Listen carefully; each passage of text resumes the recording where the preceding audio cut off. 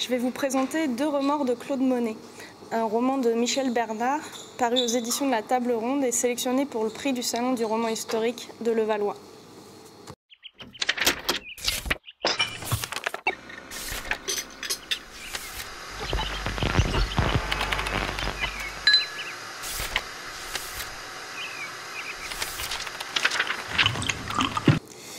C'est un roman constitué de trois parties.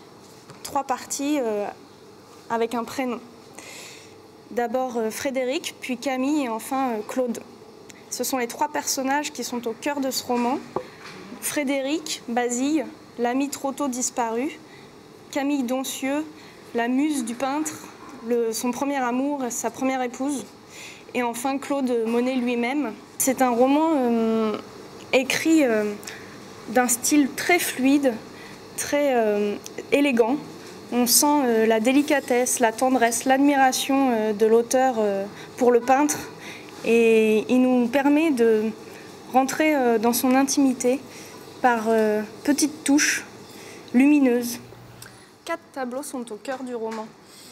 Le déjeuner sur l'herbe, Camille ou la femme à la robe verte, Camille sur son lit de mort et les femmes au jardin. On a dans ce roman l'essentiel, l'âme de la peinture de Claude Monet finalement. L'amitié d'abord, donc ce roman va parler de Renoir, de Frédéric Basile bien sûr, et puis de Sisley, mais aussi de Georges Clemenceau, puisque ce sont tous les amis qui ont nourri la peinture de Claude Monet, nourri sa vie et influencé son art. Mais surtout au cœur du roman, il y a Camille Doncieux, la femme à la robe verte. C'est vraiment l'amour, l'amitié, la nature aussi. On apprend que bien avant les nymphéas, l'amour de Claude Monet pour la nature, les jardins et les fleurs s'est développé très rapidement en banlieue parisienne lorsqu'il habitait à Argenteuil avec Camille.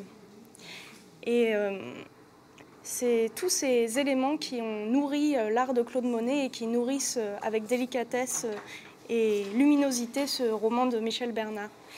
Et je souhaiterais vous en lire un petit extrait qui traduit à merveille cette importance de la muse de Camille et de l'amour que Claude Monet lui portait pour sa peinture.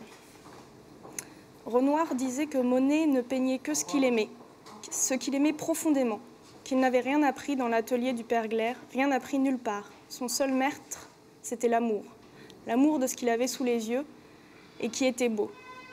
Et comme il a beaucoup d'amour, il est un grand peintre. Un très grand peintre. En quelques coups de brosse, Renoir saisissait le rosissement de Camille.